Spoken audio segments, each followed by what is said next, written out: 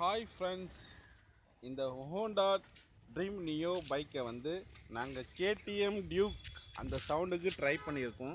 அதாவது இப்போ பாருங்கள், இந்த டப்பாலேருந்து ஒரு கம்பியை சுற்றி இந்த சைலன்சரில் போட்டு கட்டி இந்த 5 சென்டிமீட்டர் கேப் வச்சு நாங்கள் இப்போ ஸ்டார்ட் பண்ண போகிறோம்.